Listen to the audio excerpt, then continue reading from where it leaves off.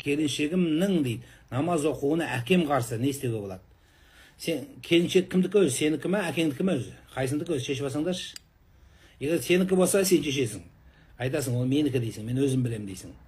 Егер общий болса айт, онда проблема жоқ. Общий емес қой ол. Әкең қандай әкесінің әкең ақысы бар, сенің әйеліңе, келініңе үкім жүргізетін. Қызметін жасасын, тамағын берсін, қызметін жасап жатыр, киімін жуып жатыр, үйінде үйің таза. Енді оған қандай, сен былай жүр, былай тұр деп команда беретін не ол? Қызметшің ба не? Дұрыс емес, ол келінге дұрыстап жөнімен қарау керек. Егер жаңа тамағын істемей 24 сағат намаз оқып жатырмын деп бөлмесінен шықпай қойса, басқа мәселе. Оны айтамыз, қой дейміз. Намаз оқиын деп тұрсақ дейді, біреу кіріп келді дейді. Сөйтсе өлген мас екен дейді, бүйтіп тұрды дейді. Қалмайды дейді. Содан кейін бәрі қуып едік дейді. Имам айтты, жоқ. Деп бұрышқа отырғызып қойдық дейді. Азан айтты дейді, Аллаху акбар дегенде бағанағы жылады, арақ ішкен. Есін жинады дейді. Сосын намазға тұрғанда дәрет алып келді дейді. Дәрет алып келді де, мастығы тарамаған аузынан еш шығып тұр, неге тұрамайды, бұрышқа отырғызып қойдық дейді. Содан бәріміз намаз оқыдық. Намаз оқып біттік дейді. Біткеннен кейін дұға тәсбih тарттық, Құран оқыдық. Біраз шықты дейді, имам қасындағы адамдармен, болды, ұйықтап қалдым, намаз бітті деп тұрсақ дейді. Бағанағы мас өлік.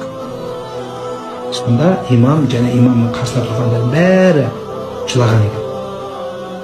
Біз осынша жыл намаз оқимыз, осынша жыл Құдайға берілеміз, бірақ біз намазда өлу бізге бұйырмайды ғой, білмейміз қалай өлеміз. Мына байқұс арақ ішіп тәуба қылып, Алла мені кешір деп намазға тұрды, намазда өліп кетті. Алла біледі.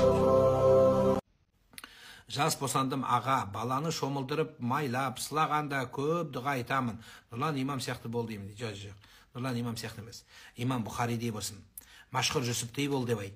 Неге Машхұр Жүсіпті айтпаймыз біз? Неге қазақтың Шоқайдатқан айтпаймыз? Неге Байдыбек биді айтпайсыздар? Неге Бөлтірік шешенді айтпаймыз біз? Бүгіндегі жақсы адам Алланың алдында жаман болып қалуы да ықтимал. Неге имам Бұхаридей болмасын, имам болсын деп айтпайсыз? Неге имам Мүслимдей, имам Ағзамдай болсын? Сөйтіп айтыңыздар. Жоғары жағын алыңыздар. Пайғамбардың сахабаларындай болсын, отанын сүйген азаматтай болсын. Сол жақсы. Бір адамды идеализировать етпеңіздер. Сол дұрыс болады. Алланы ұлықтаңыздар, Пайғамбар саллаллаху алейхи вассаламды және сол жолда болған ұлы бабаларымызды, тарихымызды ұлықтаңыздар. Сол жақсы болады. Сонда анау бүгіндегі батырлар емес, біздің даналарымыздың аттары аталмай жатыр. Солардың атын айтайық.